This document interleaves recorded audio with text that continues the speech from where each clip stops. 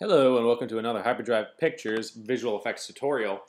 We were going to release a video about Star Trek, but I'm currently on vacation at the time and I wasn't able to get a certain part of it finished before I left that required me to be at a different place. So I'm not going to leave you videoless today. I'm going to upload this video for you guys and show you one more aspect of how to do that Tesseract effect from a couple weeks ago.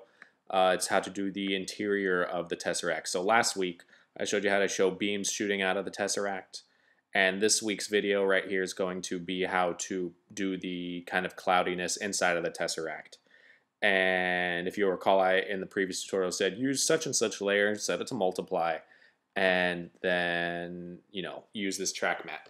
So I'm going to show you how to make the layer that you set to multiply in this tutorial. And then you will have your Star Trek video out later this week, because I don't want to leave you Star Trek lesson this week when we have Star Trek Into Darkness coming out, which I'm about to see in a day or two, and I've heard some good stuff.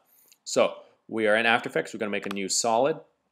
It doesn't matter. We're going to call it BG. Doesn't matter what color it is, because what we're going to do then is go into Generate, and we're going to make a ramp. So if you go back and watch the Avengers and Captain America, you'll notice that the Tesseract is very blue. So what we're going to do is use a couple different types of blue. We're going to be a kind of lighter blue on one end, and then a darker blue on the other end. And we're going to make this ramp a radial ramp. Let's see. Let's set this to fit.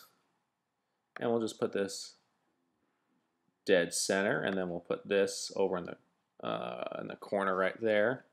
And we'll set this to a darker color there. Good stuff. Next thing we're going to do is make another layer. And this is going to be called Fractal Noise. We're going to go in. We're going to go to Noise, Fractal Noise. And cool thing about Fractal Noise is you can get some interesting effects that look a lot of different ways. And we're going to start off by going up to the animation presets. And I definitely encourage you to browse through here. There's some really cool stuff. And we're going to find, oh, what is it? Is it infection? No, it's like a very interesting, it's not smoke. It's indigestion, perhaps? Nope. Germs. Germs. It's one of these. Deep tissue. There we go. So we've got this, which is a really interesting effect. And sometimes when you pick these presets, After Effects takes the liberty of pre-animating some things. But if you hit U on your keyboard, you can then go in and turn these off, so that way everything is animated by you. So with those all off, what we're going to do is go to rotation. We're going to alt-click on it and type time times 12. So it's going to rotate consistently using that expression, like so. And then we're going to alt-click on evolution, and we're going to type time times 15. So that way this is constantly evolving and rotating, and we're getting an interesting effect right there. Then we're going to go to our transfer mode and set it to multiply, and that's just going to blend with the background layer underneath it. So already we're getting a pretty interesting effect. Then we're going to make another solid. We're going to call this our center, and we're going to make this one a square. So let's make it 1080 by 1080, and we're going to hit OK, and we're going to go to Fractal Noise again. And you can mess around with whatever one of these looks cool to you, because we're going to distort it quite a bit. Let's see what infection looks like. We're just going to browse around a bit. Sweeping curves, perhaps? No. Smoke rising. Yeah, let's use that. So we're going to use smoke rising. Going to take these off. Alt-click on evolution. Time times 60. And that's just going to keep evolving there. And then we're going to go to CC lens. So we're going to add a lens distortion to this effect, and this is making the center core of our Tesseract right here. So distort CC lens, and that's pretty good right there. So we've got an interesting effect happening right there, and let's go in and let's change the rotation while we're in here. So time times -12. Then for the layer as a whole, there's just a lot of expressions going on in here. Alt-click time times -7. These numbers aren't anything specific. I'm just kind of varying it up so that way a bunch of stuff is happening in here. Next thing we're going to do is really make this thing wiggle and have a life of its own. So we're kind of just making these core things and then just kind of letting them do their own crazy things. That way it looks like this very random, powerful, chaotic thing inside the Tesseract, because that's the idea. It's chaotic. So let's go to Distort, Turbulent, Displace. And we're going to mess with the amount and the size. And again, just whatever looks good for you. I think that looks good. Alt-click, times 70.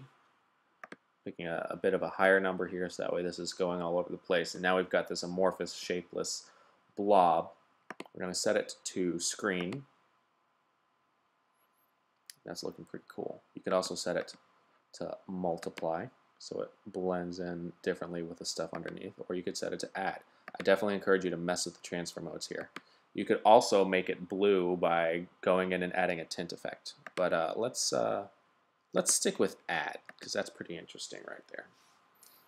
And we're going to hit S, and we're going to make a wiggle effect, wiggle, open parentheses, 3, 15. Now normally you would go in and add an expression to equalize it, so that way these X and Y coordinates wiggle at the same value, but since we're going for very chaotic, it's alright if these are different. So this is just going to make it very all over the place there as it rotates, which is pretty cool, and that's fine. Let's add a blur.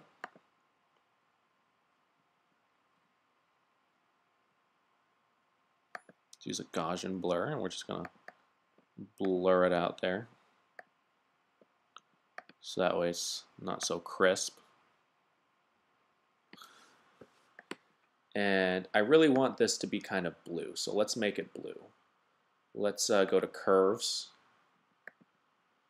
and we're going to pump this up for blue. And take this off of add. Let's make it a screen. Whoop. It's a pretty interesting effect, but that one's not what we're looking for. And let's bump up a little bit of green. And we're going to duplicate this. And this second one, we're going to make it add. We're going to lower the scale. We're going to take the rotation and change it to from -7 to 9, so that way it's going in the opposite direction.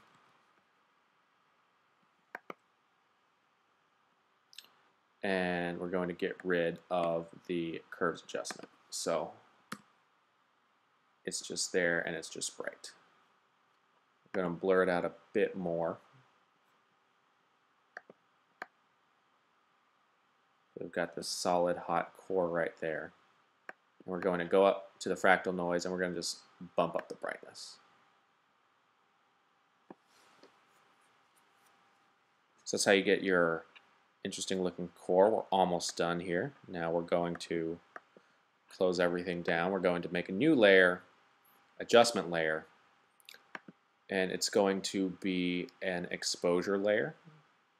So we're going to use this to kind of make everything hum and blink. So we're going to use another expression, alt-click, type in wiggle, comma 2, comma 15. So twice a second, the value is going to change 15.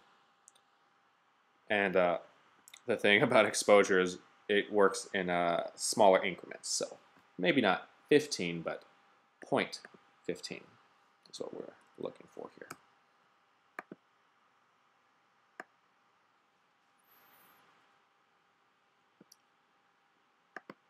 And we're going to click on that adjustment layer, click on the ellipse tool, double click, and we're just going to have this adjustment affect the center. So we're going to bring the expansion in, feather it out a bit, and basically the center of this is just going to keep pulsating. So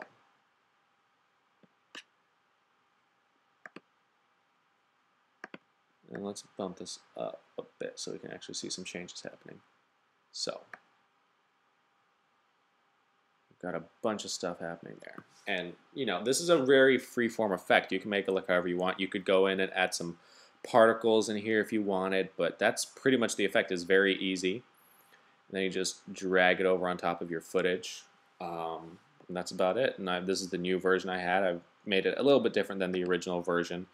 Originally, I tried working with lightning, but that really wasn't doing anything cool, so I didn't do that.